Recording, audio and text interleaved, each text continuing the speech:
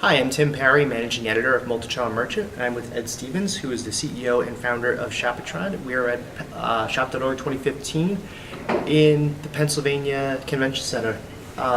Ed, how you doing today? Doing very well, thank you. Great, great. How's the show been for you so far? Really good. We had some very high quality meetings yesterday, and we were very excited about a couple of our new initiatives, including local product search and our community commerce index. You know, local product search. Let me just ask you a little bit about that, because I was going to ask you about the convenient commerce index, but tell me a little bit about the local search and what's going on with that, and why local search is important to manufacturers. Yeah, well, virtually every tier one retailer, Home Depot, Best Buy, Lowe's, you name it, they all provide the ability for you to look at their inventory on their website before you get in the car and drive to a store, right? And customers love that.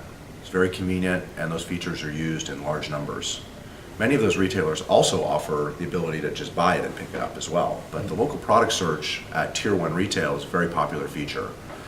The problem for manufacturers is that they don't have that at their website today, because it's hard for them to aggregate the inventory from a lot of different retailers.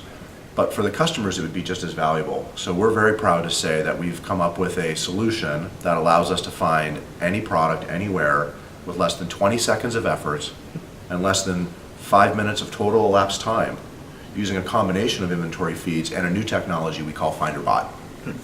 Interesting. Now, is this more of a for mobile devices or for desktop, or is it something that works across both platforms? It works on both platforms, but the search ends up on the customer's phone, which is exciting because that's where they're going to look when they're in their car.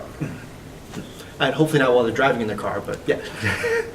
No judgment. No judgment. Yeah. Now back to the convenient commerce index. That's a great idea. I know there's a lot of retailers are going in omnichannel, but they really don't have a benchmark of how well are they doing.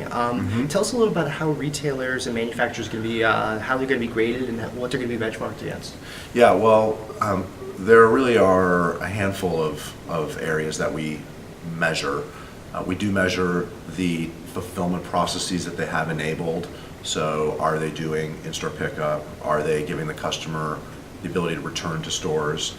And that's your sort of common omnichannel snapshot. But we also look at the inventory that's enabled. So we actually graph the inventory across the enterprise and see how that inventory is enabled for different omnichannel processes.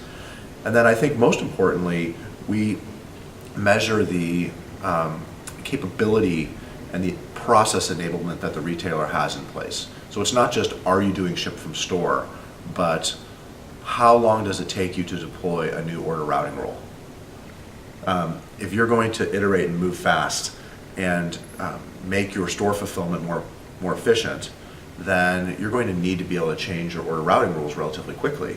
You'd be surprised with a lot of the technologies out there, some of them take as much as 1 month to change an order routing rule.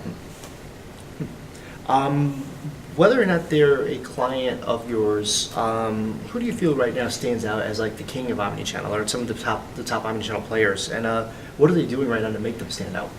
Well, I like what Best Buy is doing. They enable ship from store, they do in-store pickup, they are very forward-thinking. In fact, they're one of the retailers that we're excited to work with for local product search.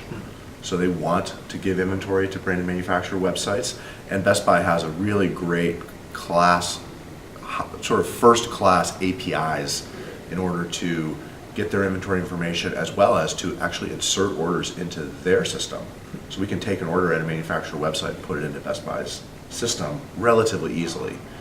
So they've done some good thinking and put the technology in place, and for that reason I would probably give them the crown. I know that actually I've never had an issue with Best Buy. I know they've been doing omnichannel for quite a long time. But omnichannel seems to work seamlessly on the whole computer end, but then there seems to be a disconnect at times on the store level. If you're Best Buy though, of course, and you're seeing this in your own store, you can actually go in and work with the team and do whatnot. But if you're like, I know recently you signed Mizuno on, for instance. They don't have stores, but they're having things delivered to stores, shipped to stores. What can a brand like Mizuno do to make sure that the processes are all still in place and their brand, the brand experience doesn't become negative because if something happens at one of their affiliates stores? Well, I think for retailers and manufacturers, when you're enabling stores for fulfillment, there are really two things that are important.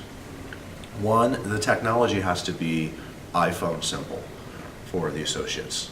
They don't want to mess around with clunky enterprise legacy interfaces. They want easy, no instruction manual. They have to be able to perform a shipment or perform an in-store pickup without any instruction at all using your interface. That's one. The other thing, it's important to be sensitive to retailers' staff because a lot of them didn't take their job to be a shipper. You know, they took a job in a retail store because they like fashion, they like clothes, they like helping people pick out clothes, or they like talking to people, and they don't necessarily like packing boxes. That's not why they took that job. If they wanted that job, they'd get a job in a warehouse. So I think on the HR side, it's important to be sensitive to the staff and acknowledge that you're asking them to do something that may not be exactly in their wheelhouse.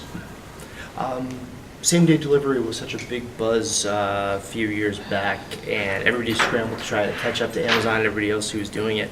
Not me. Not you. How important do you think do you think same-day delivery is more important to the customer or more important to the retailers who are trying to promote same-day delivery? Well, personally, same-day delivery to me seems like it will almost always be relegated to urban areas and wealthy people. And the wealthiest people in the world have always had same-day delivery. It's called their maid or their butler. They've always had somebody to go do stuff for them. Yeah. And so I don't know that same-day delivery is really a game changer for the ultra-rich. Maybe just one tier below, people will use it. But the data show pretty clearly that it's not cost effective. Everybody's tried to find various ways to make it cost effective. Of course, customers love it when it's subsidized.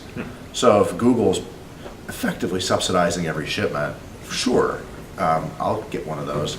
But when the economics come into play, which they ultimately will, it's very challenging. And I'm not a huge believer in same-day delivery.